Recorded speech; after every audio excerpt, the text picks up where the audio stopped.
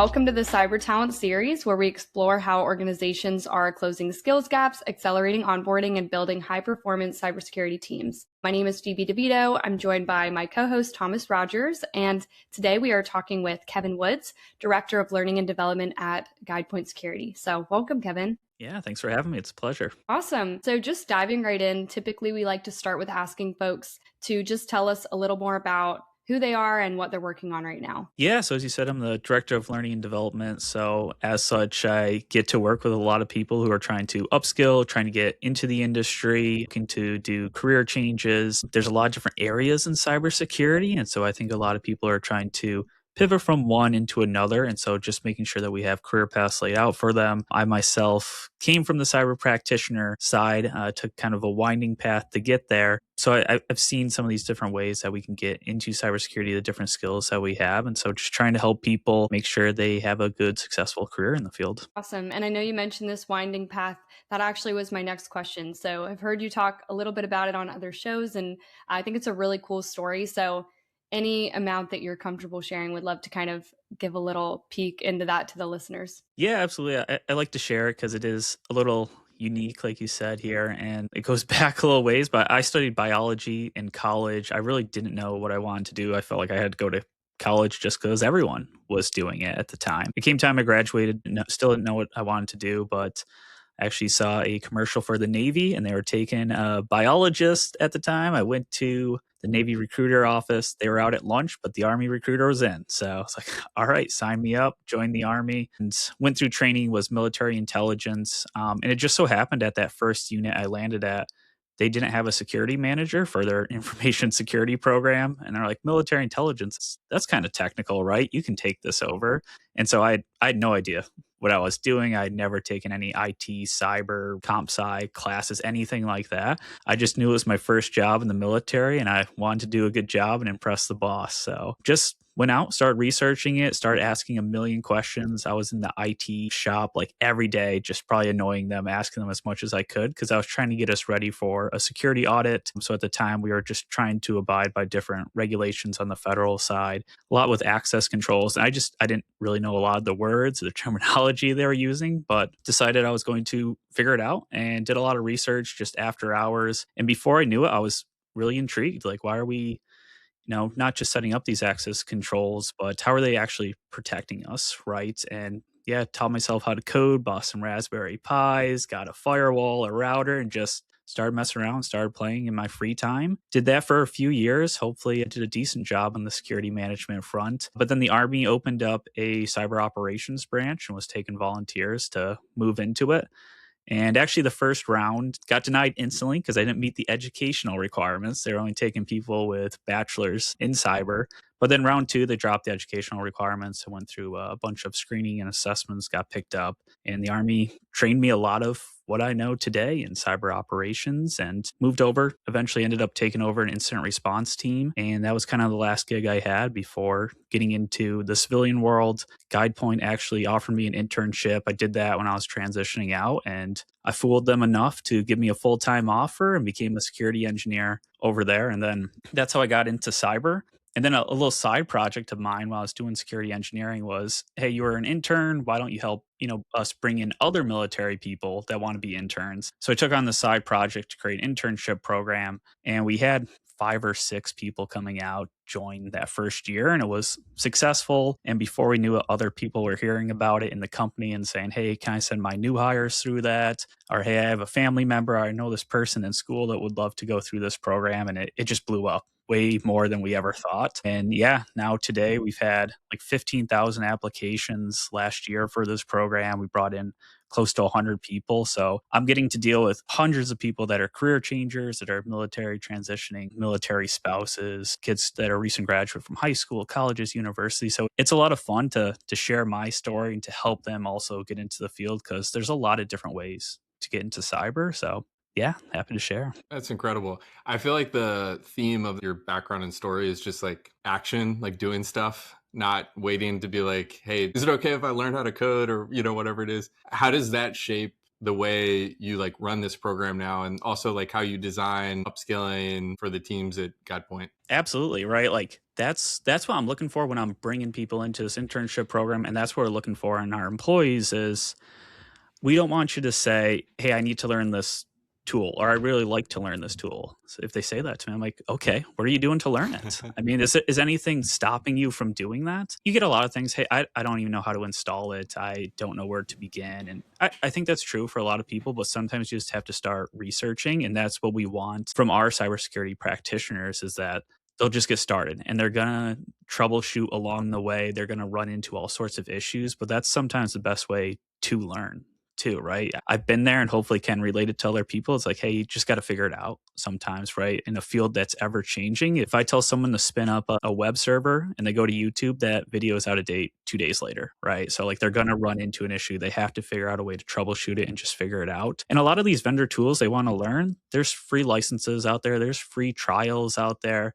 So just download it, mess around, and don't be afraid to make mistakes. Take some action and start learning. How do you blend the sort of like hacker mindset of like, oh, I'm just going to go figure this out with like actually giving them some structure of, yeah, how do you blend that? Yeah, that's the difficult part, right? We talk about disciplined initiative in my program a lot because we want you to go out there and solve it, but you do need some left and right limits for sure, right? Because this is a field with so much information that it can be very overwhelming of where to even get started. And so usually we're trying to figure out first, what are you looking to do ultimately? Is this something you're passionate about? Is this just a requirement from your supervisor? What does it look like here? And then go out and start figuring out what is the path forward, right? So how do you get to that goal that you're trying to achieve? And we'll say, hey, you can do it X, Y, and Z. This is how we recommend, but it's never follow these exact steps. It's never these exact commands to set something up. It's never somebody just holding your hand doing it, but it's,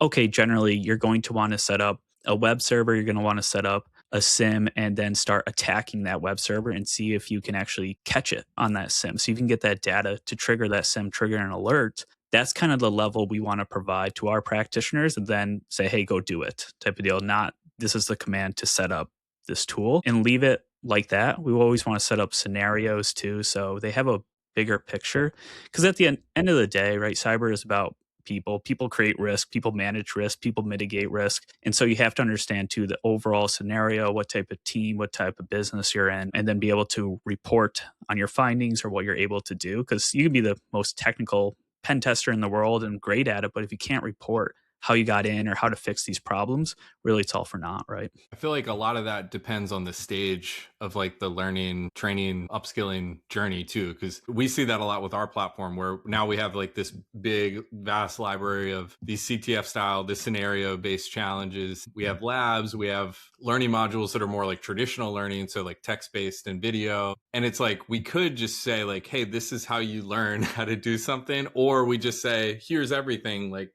have fun. And really like what we're trying to find now is like the in between. Some people genuinely do just want to go in and like choose their own adventure, and some people want to, you know, start and be like, tell me where to go. But like, yeah, setting it up so that they have the optionality around like, okay, this is a topic I know nothing about, I need to have my hand held for a little bit and then I can run. I feel like that's such a challenge, especially it's probably even harder for you because you have to like create like process and frameworks around it. Yeah, and you have to lean. So we do use a mentorship program here. So everyone gets a one-on-one mentor, which if any organization doesn't have a mentorship program, highly recommend it. It doesn't cost anything. It's pretty light on resources, but that's what the mentor is there for. It's somebody that's a kind of a specialist in that field because they're going to know the better triggers for how do we move. If we talk about crawl, walk, run, that crawl phase might be, okay, yeah, we do have to kind of show you a few of these tasks. Right. Ideally, what we like to do is, hey, go learn the fundamentals for whatever field that you're getting into. You can go through these different courses. If it's pen testing, wonderful. Go do some of these different capture the flags or go through these different training courses that we have. But at the same time, let's start shadowing that subject matter expert, see how they're actually conducting it, watch their process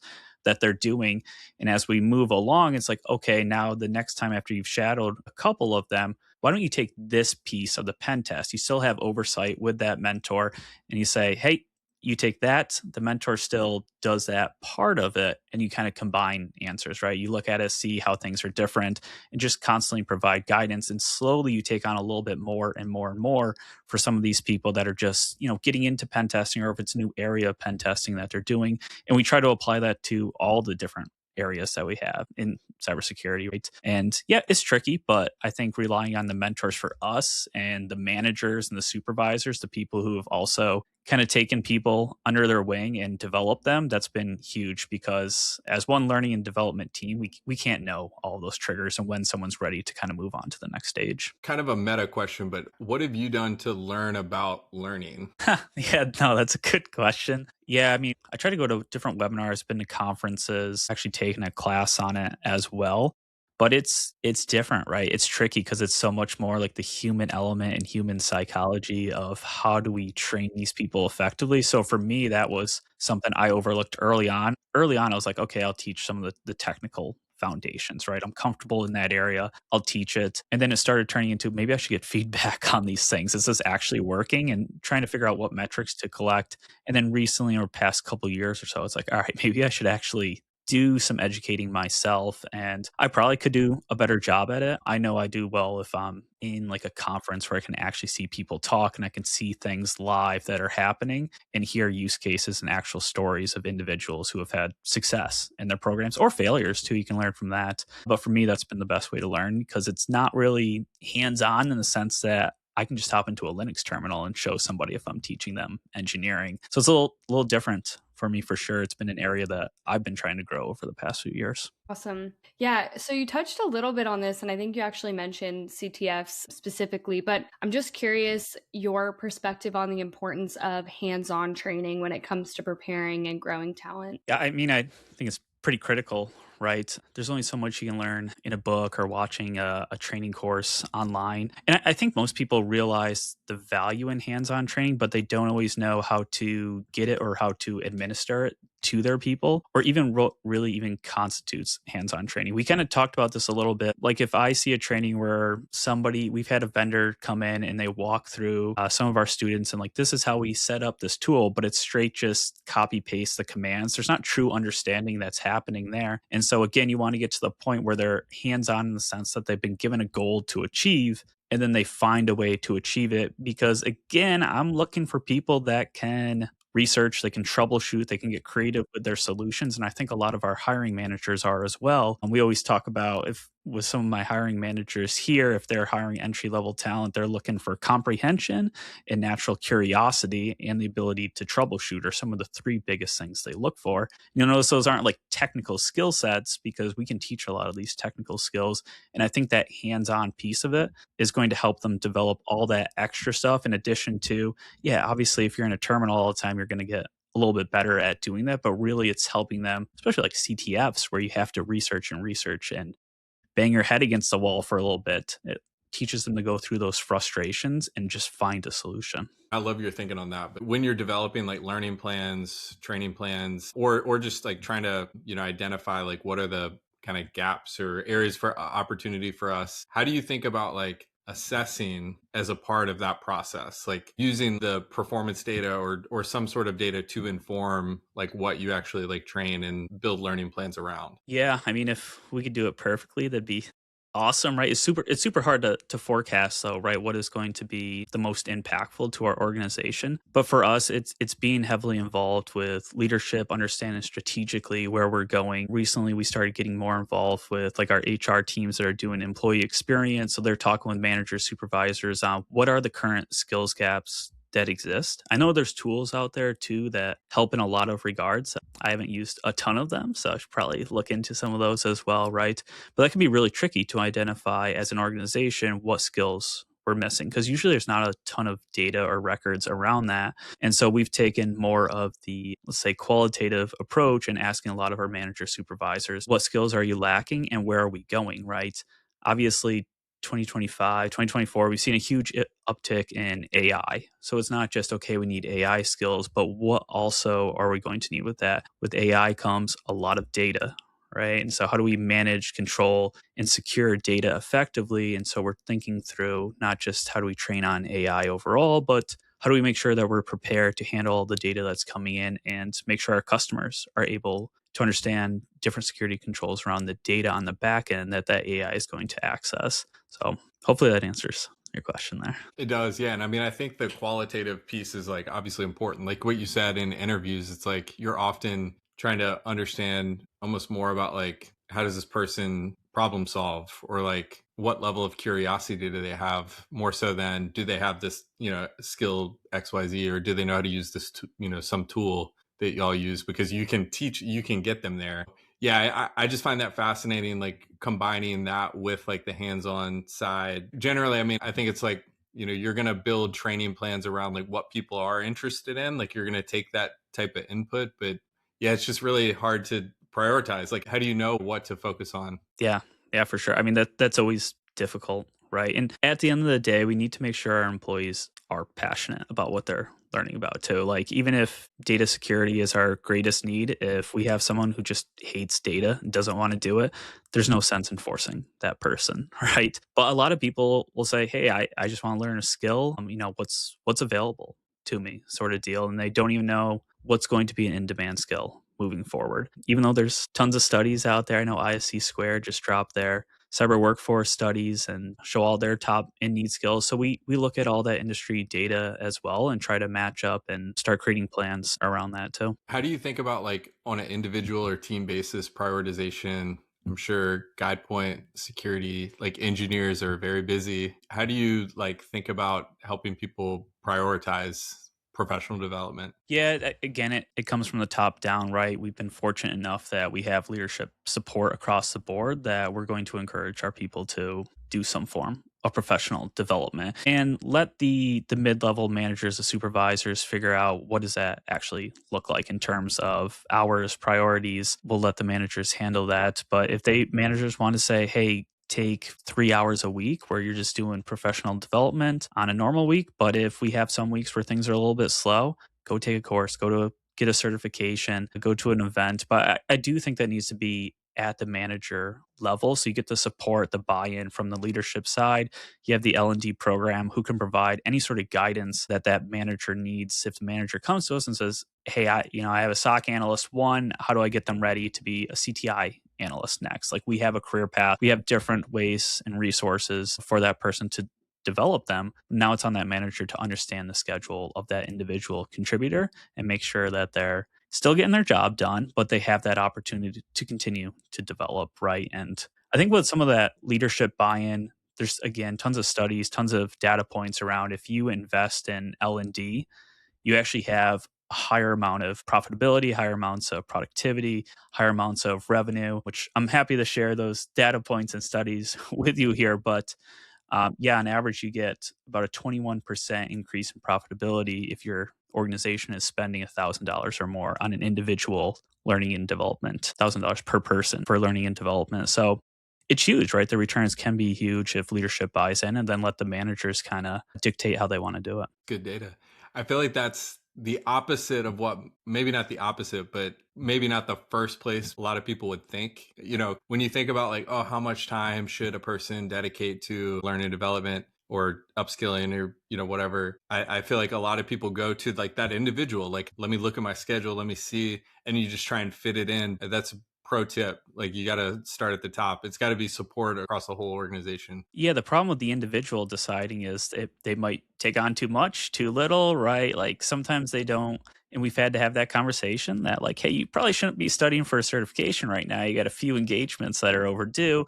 Or on the flip side, they say, I just don't have the time. I'm so overwhelmed and swamped with work, which I know is a big thing in this industry. Half these CISOs we talk to, these security offices, say they're understaffed. They don't have enough manpower. So how can I possibly even fit all this stuff in? But if we look for the reasons that they say they're understaffed or why they don't have enough people, the skills gap exists. They say the number one reason is because they can't find somebody who has the right skills, not because of budgetary constraints, which is just fascinating, right? So why not take the time to find that person and you get that ROI in the long term if you allow people to upskill and you don't fall behind and you don't create skills gaps long term. Yeah, it's so interesting. I wish I had a data point on like just the way that overlaps with even employee retention. I'm just thinking about it. I think what I love about this podcast that we do is, and it's a theme that comes up so much, is like whether we're talking about cyber or anything else, like it is people at the end of the day. And I know like even for myself, when I've been in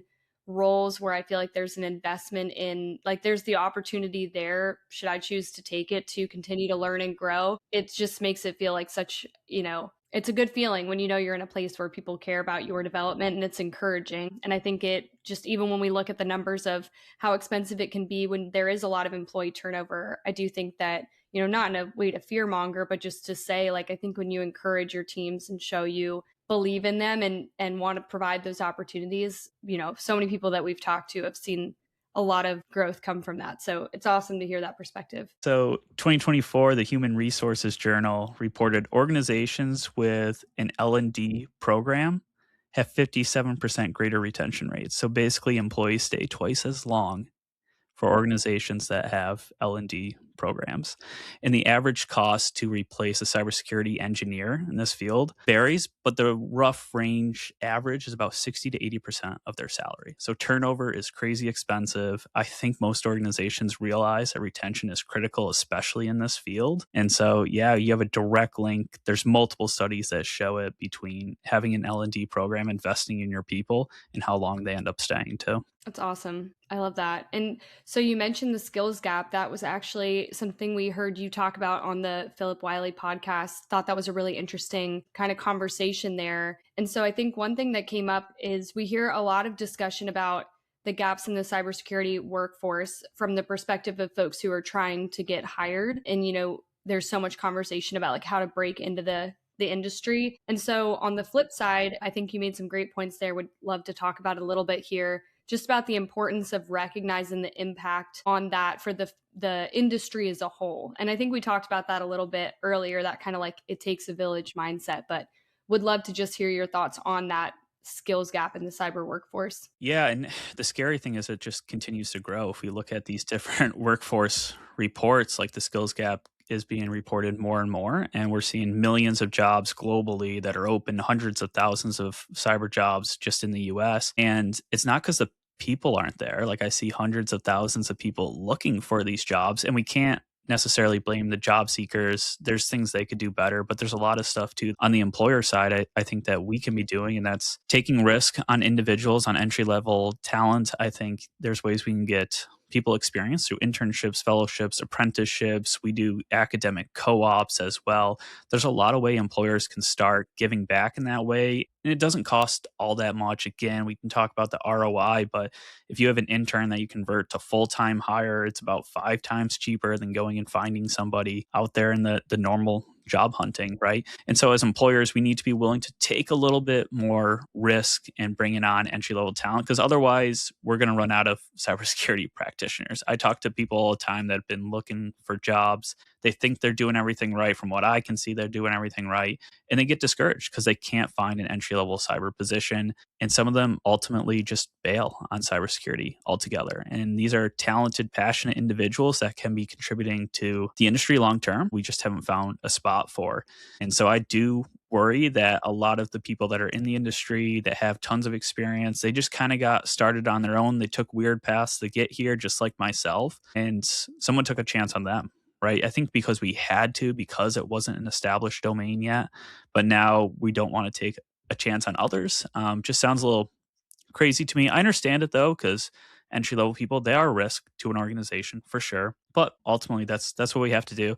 I think academic institutions, any sort of training programs too, need to do a little bit better job of actually showing tools that we use in industry. So that's difficult, again, because they can train on open source tools. But when I pull up a resume, I see Wireshark on every single resume that I look at. Nmap, Kali Linux, wonderful. Those are great starting points, 100%. But when it comes down to if you're going to be a SOC analyst, there's probably a few big name vendors out there you can think of that you're going to be likely exposed to and using.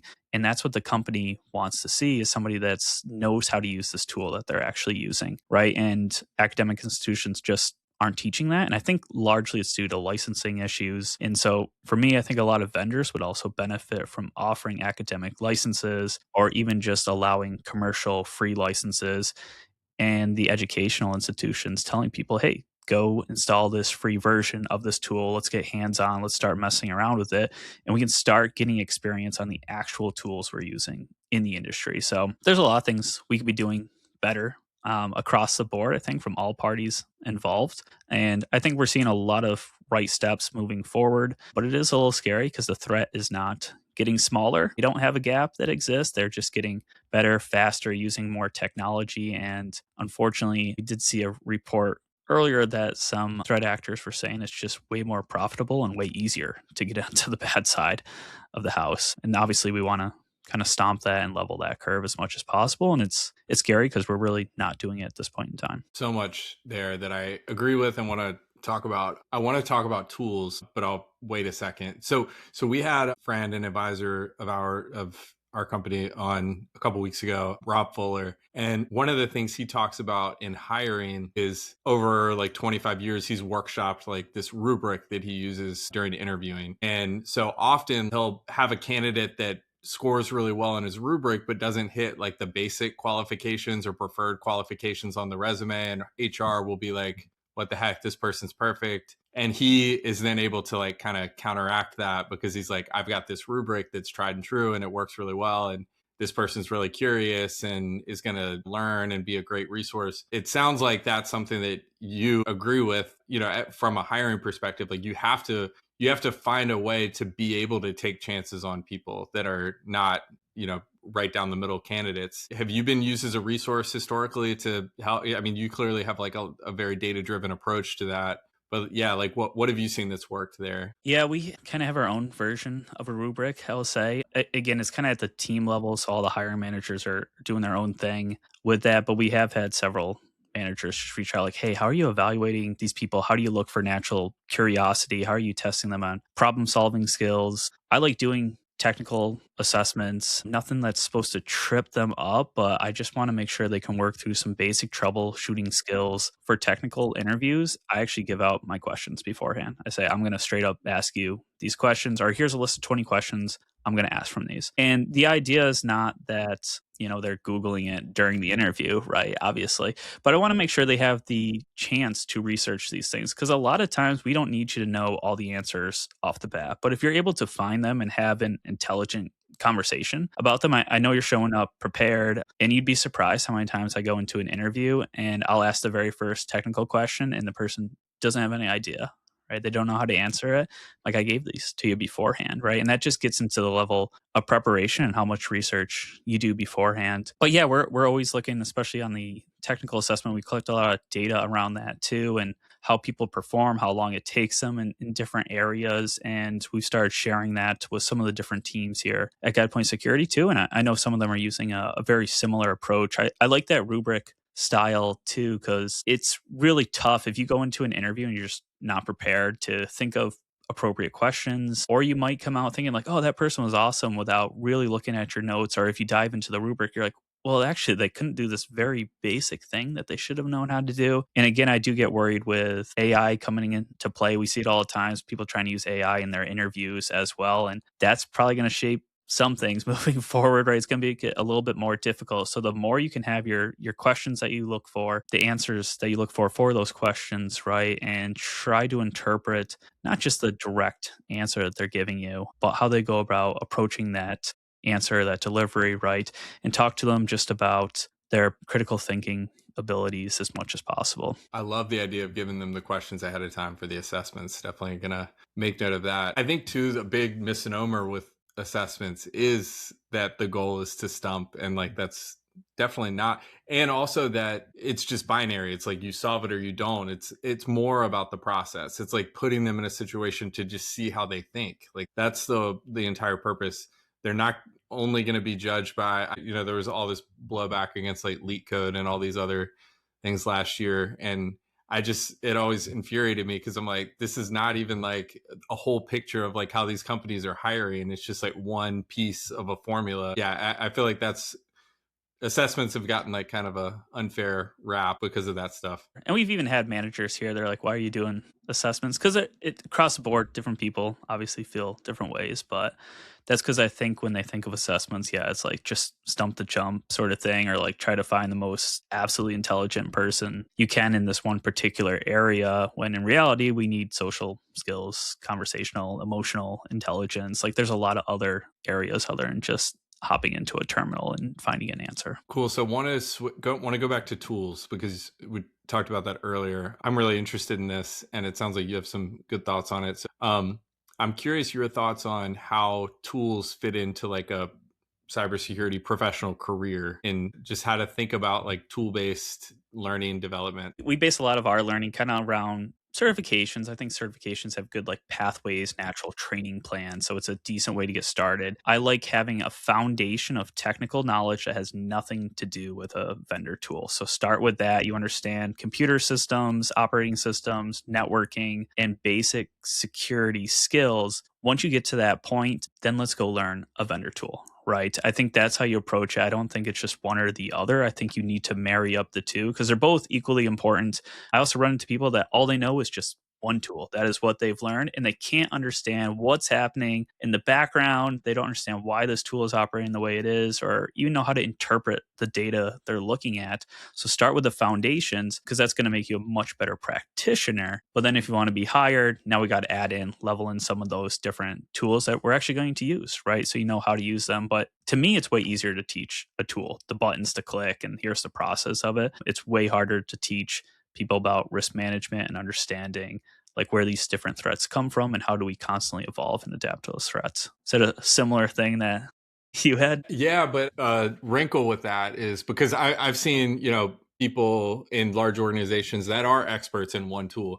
But if it's like Workday or Salesforce, like that's fine, obviously, because every company is going to use that as kind of the gold standard. In cybersecurity, it's hard. I mean, there are definitely, some tools that are used by, a lot of companies, but there's also so many like emerging tools that are, really cool. Curious, like, yeah, how do you think about that? Like, because the tech stack is bigger than ever. Huge, right? It's most companies have dozens of cybersecurity tools, right? And so I think you can become an expert on one tool, but you have to be exposed to different areas, right? And you're right. If it's like Salesforce and that's all you do and that's where you live and you probably have a job in that area for a long time, great.